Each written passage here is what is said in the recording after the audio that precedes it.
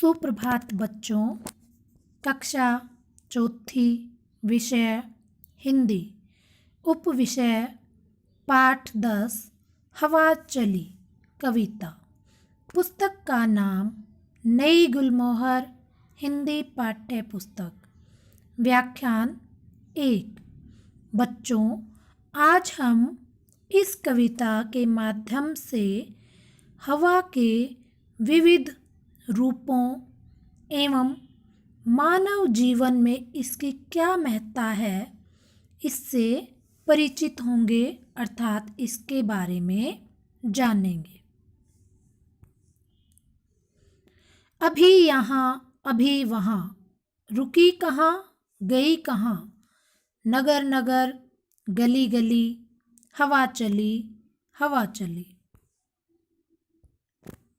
इसे उठा उसे पटक, यहाँ अटक वहाँ मटक, इसे सटक उसे गटक, कभी कहाँ गई भटक। मचा अजीब खलबली, हवा चली हवा चली। पहाड़ पहाड़ को बुहारती, बहार को संवारती, गुबार को पुकारती, बुखार को उतारती। हुई उड़न छू मन चली, हवा चली हवा चली। कभी खड़ी कभी पड़ी, कभी रही कभी अड़ी, मचान छान झोंपड़ी, धमाल धमा चौकड़ी। कहीं बुरी कहीं भली, हवा चली हवा चली। अगर कहीं गई बिफर, हिला दिए किले शिखर, महल हुए तितर बितर, कभी इधर कभी उधर। नीडर चपल उतावली, हवा चली हवा चली।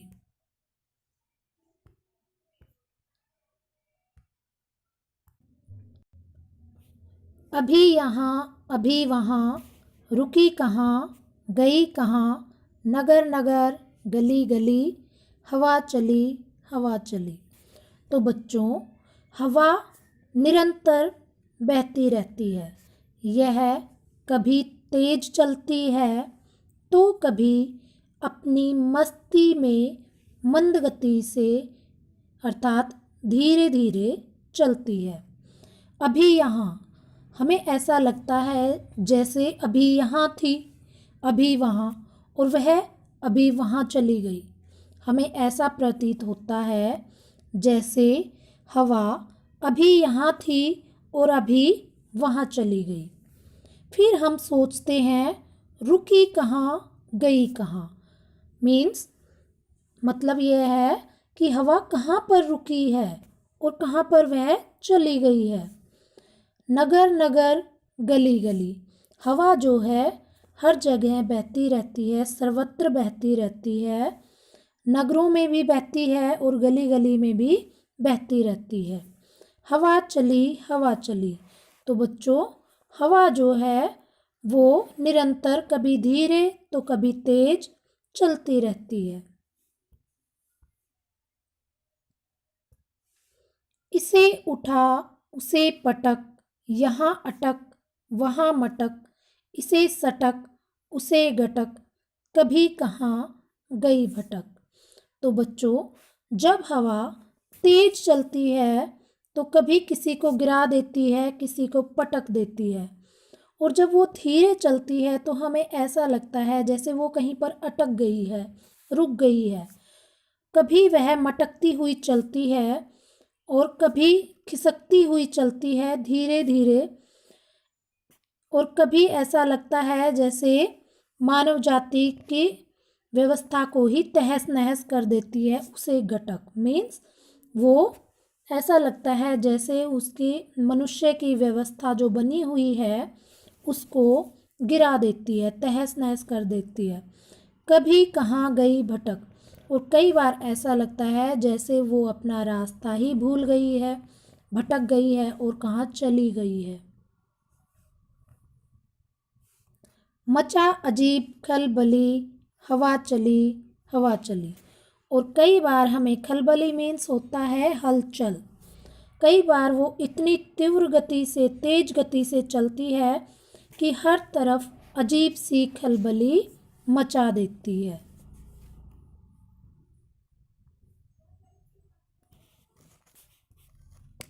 पहाड़ को बुहारती, बहार को संवारती, गुबार को पुकारती, बुखार को उतारती। बच्चों, पहाड़ को बुहारती, वह पहाड़ को साफ, बुहारती का अर्थ होता है साफ करना। कई बार ऐसे चलती है जैसे वो पहाड़ को साफ कर रही हो।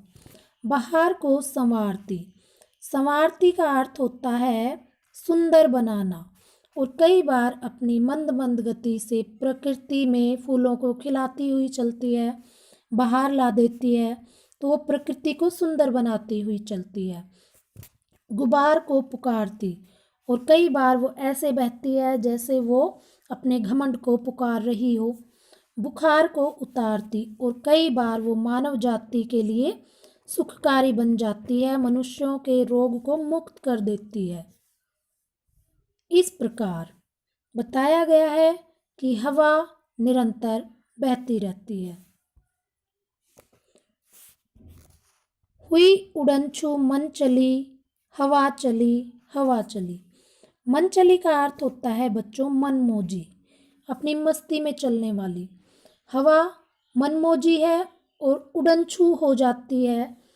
इस तरह से हवा निरंतर बहती रहती है। कभी वह धीरे बहती है, कभी वह तीव्र तेज गति से बहती है।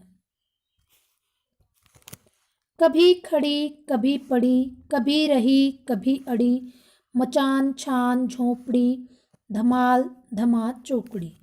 तो बच्चों, धमा चौकड़ी का अर्थ है उछल कूद। अब देखो, कभी खड़ी, कभी पड़ी। कभी हमें ऐसा लगता है जैसे हवा हमारे सामने आकर खड़ी हो गई है।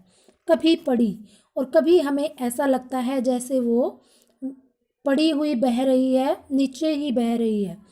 कभी रही, कभी अड़ी, और कई बार वह मानव जाति के लिए अड़ जाती है, खड़ी हो जाती है, तहस नहस कर देती है, सब कुछ अपनी अड़चन पर आ जाती है।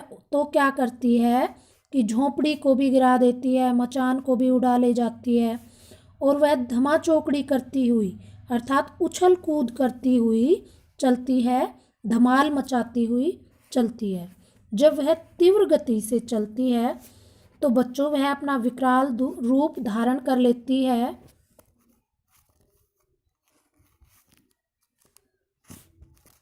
कहीं बुरी, कहीं भली, हवा चली, हवा चली। तो बच्चों, जब वह अपना विकराल रूप धारण कर लेती है तो सबकी नज़रों में बुरी बन जाती है। मीन्स जब वह तीव्र गति से चलती है तो सब कुछ तहस नहस करती हुई चलती है और वो सबकी नज़रों में बुरी बन जाती है।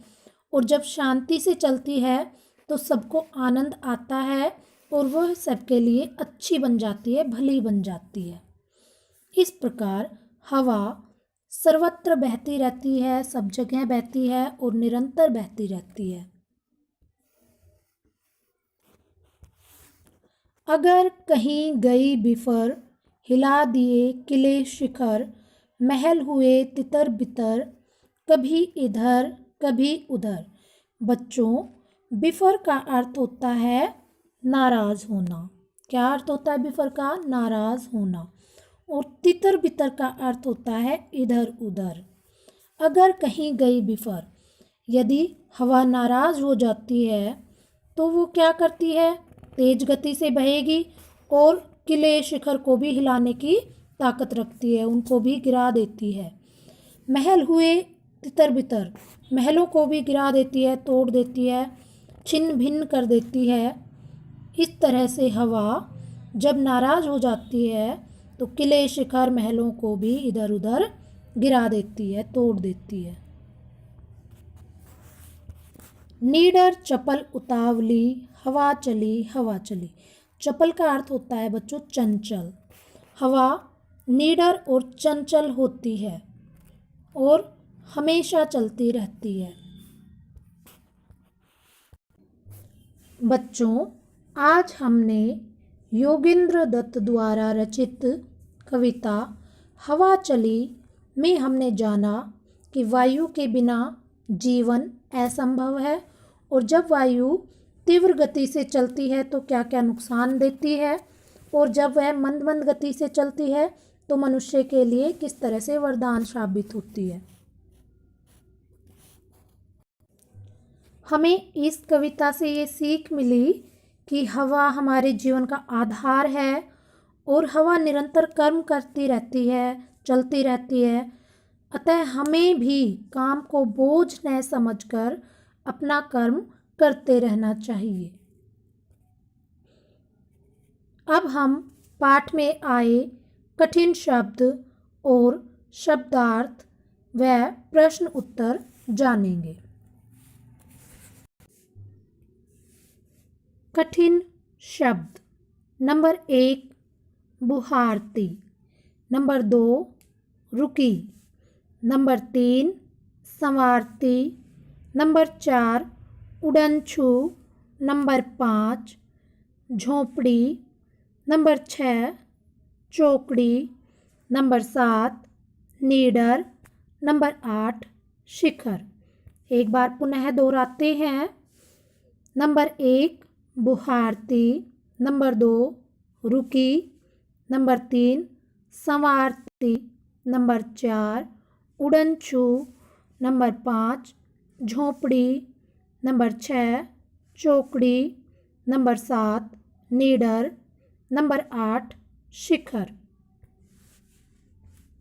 बच्चों, अब हम कविता में आए शब्दों के अर्थ जानते हैं। नंबर 1 सटकना, इसका अर्थ है खिसकना।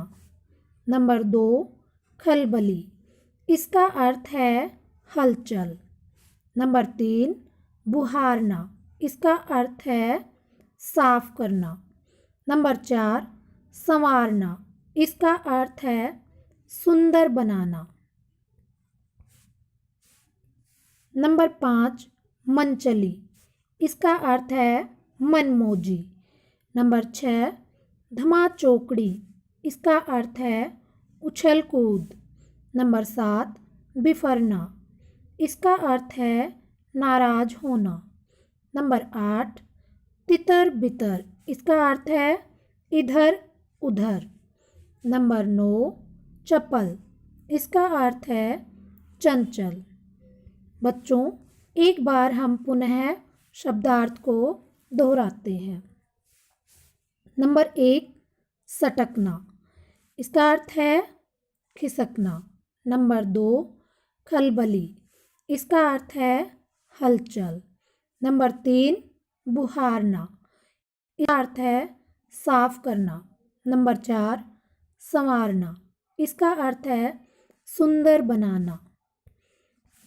नंबर 5 मनचली, इसका अर्थ है मनमोजी।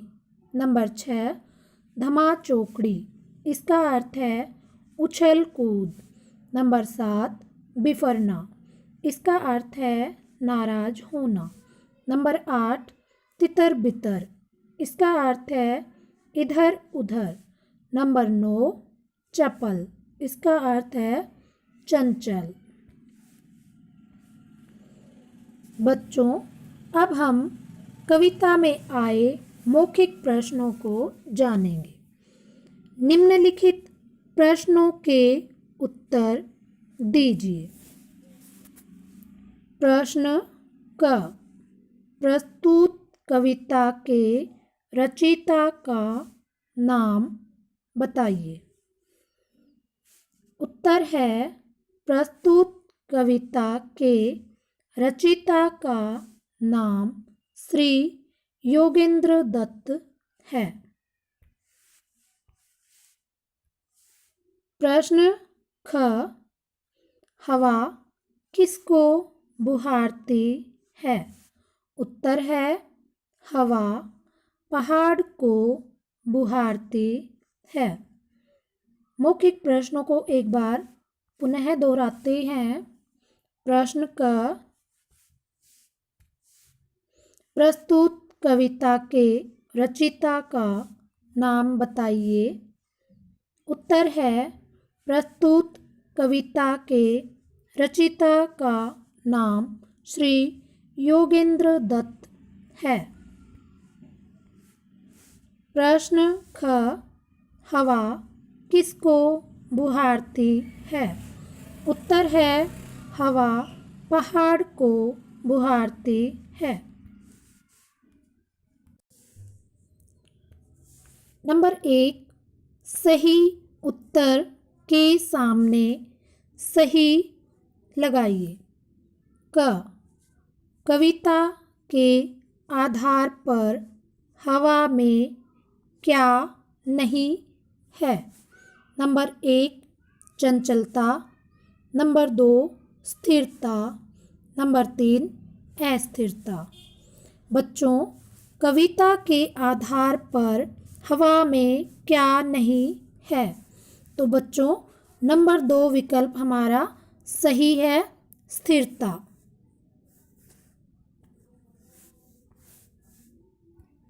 ख हवा किसको पुकारती है? नंबर 1, गुबार को। नंबर 2, बहार को। नंबर 3, पहाड़ को। बच्चों, हवा किसको पुकारती है? सही विकल्प है नंबर 1, गुबार को।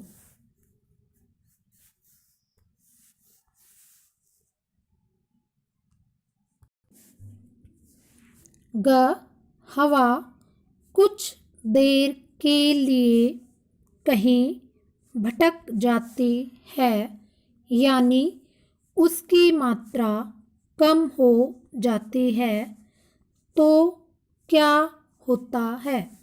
नंबर 1, प्रसन्नता होती है। नंबर 2, खलबली मच जाती है। नंबर 3, ढूंढने लगते हैं। तो बच्चों, हवा कुछ देर के लिए कहीं भटक जाती है, यानी उसकी मात्रा कम हो जाती है, तो क्या होता है? इसका सही विकल्प है नंबर 2, खलबली मच जाती है। यहाँ पर सही का निशान लगाएंगे।